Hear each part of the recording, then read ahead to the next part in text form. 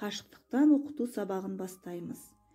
6 сыныпқа арналған 27 сабақтың тақырыбы жүрек қалауымен. Бүгінгі сабағымызда жүрек жылуы, шынайы сезім ұғымдарын түсіне отырып, дұрыс әрекет құндылығының мәнін ашуды және де өз бойымыздағы қамқорлық, жанашырлық, қайырымдылық қасиеттерді сақтай білуді үйренетін боламыз.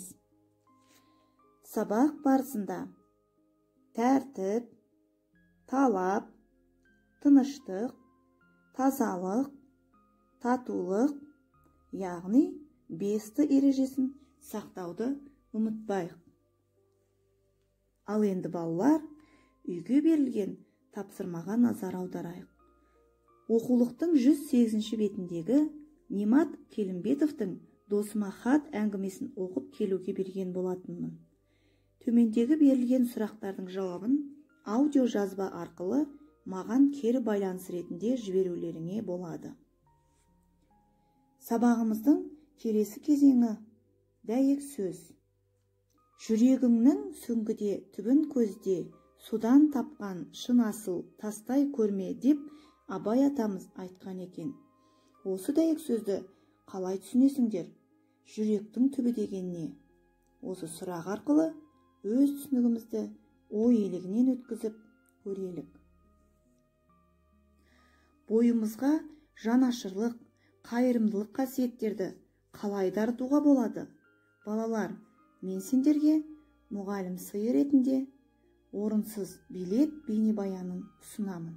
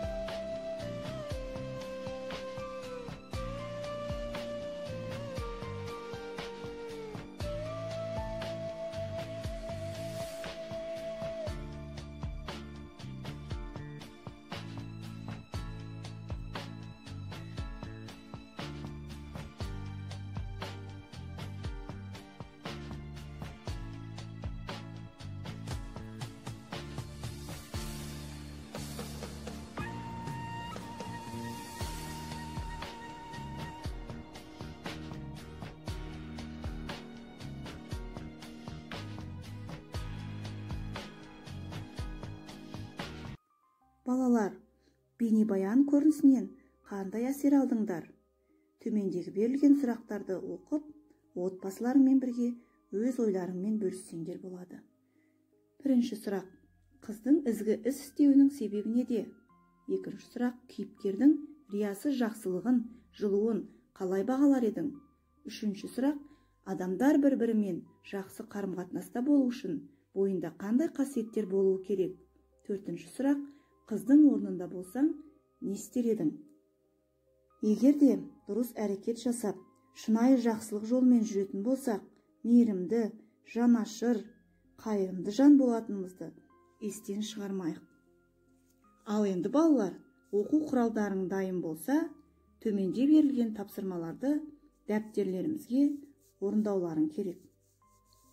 Бірінші тапсырма: оқулықтың 111 бетіндегі Сырбай Мәуленовтің жүрек туралы өлеңін оқып, сүйіспеншілік, достық ұғымдары туралы өз ойларыңды жазыңдар.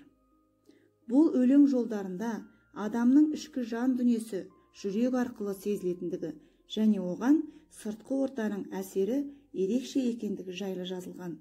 Осыған өз ойымызды жалғастырып жазып, суретке түсіріп, маған кері байланыс ретінде жіберулеріңді сұраймын. Екінші тапсырма: оқулықтың 110 бетіндегі Жетестің төле биге баруы мәтінін оқып, түйінді ойды іріктеп, жалпы адамзаттық құндылықтарды есте сақтауларыңды сұраймын.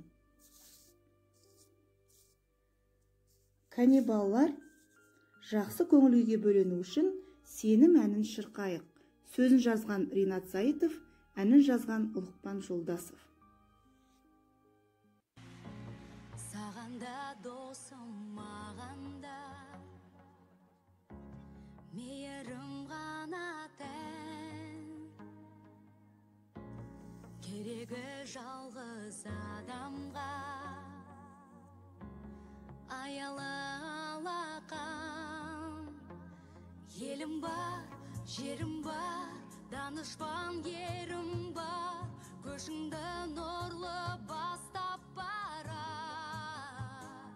Мұратқа жетеді ізгілік мекені, айбынды ғажап асқақ далам. Адамды сүйшексіз мынау ғалам, жер жайнасын пейілінде, мейіріммен жүрек қанаттанған.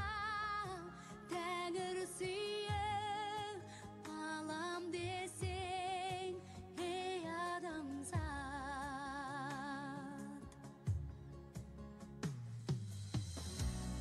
Ізгілік іздеу өзіңнен, мәңгілік жемісті, жайқалып күнің көзінен, құлпырған жер үсті. Елім бар, жерім бар, данышпан ерім бар, көшіңді нұрлы бастап бара. Мұратқа жетеді ізгілік мекені, айбынды ғажап асқақ далам. Адамды сүйшексіз мынау ғалам, жер жайнасын пейілінде, мейіріммен жүрек қанаттанған. Тәңір сүйіп алам десең, ей адамзат.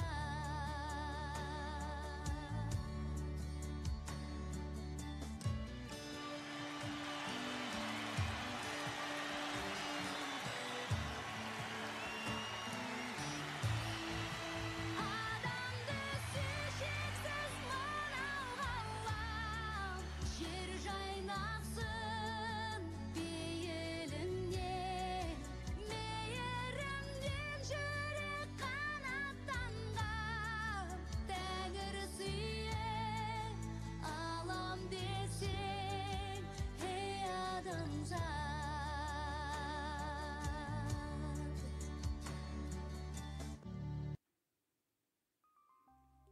Үйге тапсырма: өзіңнің жасаған қайырымдылығың жайлы эссе жазу және жоба күнделігінің 4-ші кезеңін әрі қарай жалғастыр. Бүгінгі сабақтан алған игі қасиеттерімізді жүрегімізге қондырып, рухани іліммен әрдайым сусындатып отыруымыз керек.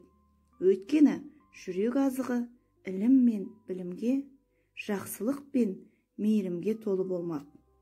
Осымен сабағымыз аяқталды. Келесі сабаққа кездескенше сау болыңыздар.